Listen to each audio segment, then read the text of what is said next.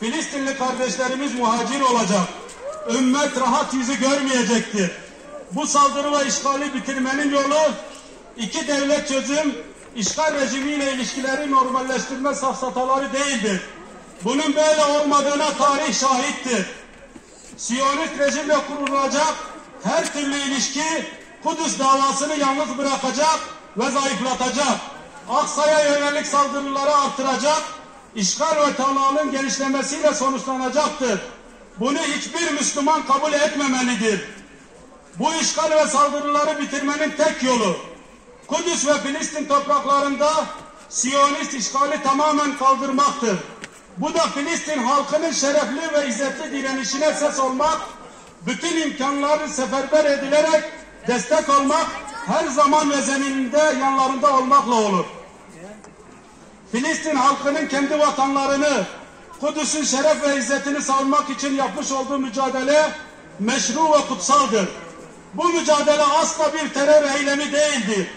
Terörist, Filistin halkını katleden, topraklarını işgal eden, Aksa'nın mahremiyetlerini ayaklar altına alan Siyonist işgal rejimidir. Cenk, cihat, şehadet! Cenk, cihat, şehadet! Cenk, cihat, şehadet! Bu işgal ve katliam durdurulmalıdır. Tarih ve günümüz şahittir ki bu işgal çetesi kınama, açıklama ve protestolardan değil, sadece ve sadece güçten anlar. Siyonistleri azgınlaştıran, pervasızlaştıran, işlediği cürümlerin yanına kar kalmasıdır. İşlediği cürümler cezasız kalırsa bundan sonra daha büyük katliamlara girişecek. Allah muhafaza, bir sabah Aksa'nın tamamen işgal edildiği haberiyle uyanacağız. Buna asla izin verilmemelidir. Aziz Müslümanlar, Allah azizdir, İslam azizdir, Kudüs ve Aksa azizdir.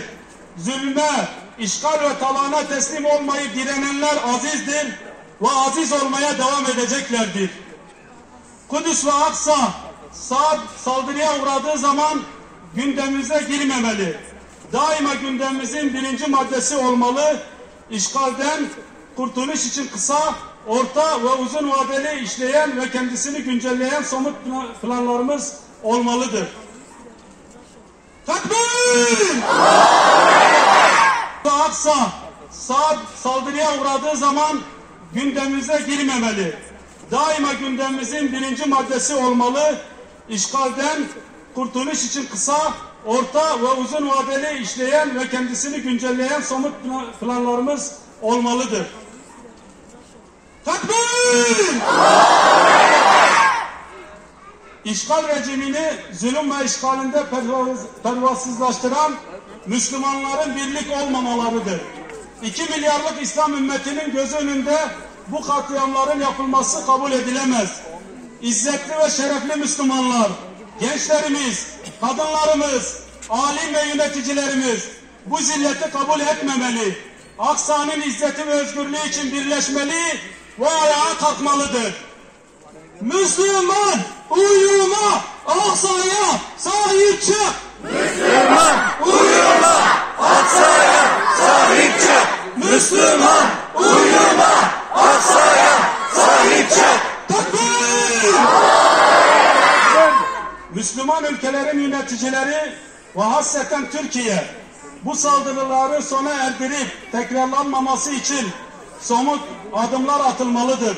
Verilen söz ve vaatler ne olursa olsun Kudüs davasına sırt çevirip Siyonist rejimle ilişki kurulmamalıdır. Filistin'de normalleşme Siyonist işgalin bitmesidir. Filistin'de normalleşme işgalcilerin geldikleri yere geri dönmesidir. Dünyanın Siyonistleri devlet olarak tanımaktan vazgeçmesidir. Siyonistleri tanımanın ne Türkiye'ye, ne Filistin halkına, ne de ümmete bir faydası olmayacaktır. Aksine dünyavi ve uhrevi vebali büyüktür. Allah indinde kimse bunun hesabını veremez. Kudüs sana canım feda! Kudüs sana canım feda! Kudüs sana canım feda! Takbir! olarak her daim Kudüs davasının yanında olduk ve olmaya devam edeceğiz. Bütün üyelerimizle Filistin'de yaşanan gelişmeleri yakından izliyor ve takip ediyoruz. Gelişmelere göre tavırlarımızı belirleyecek, bu işgal ve talana karşı hep birlikte karşı duracağız.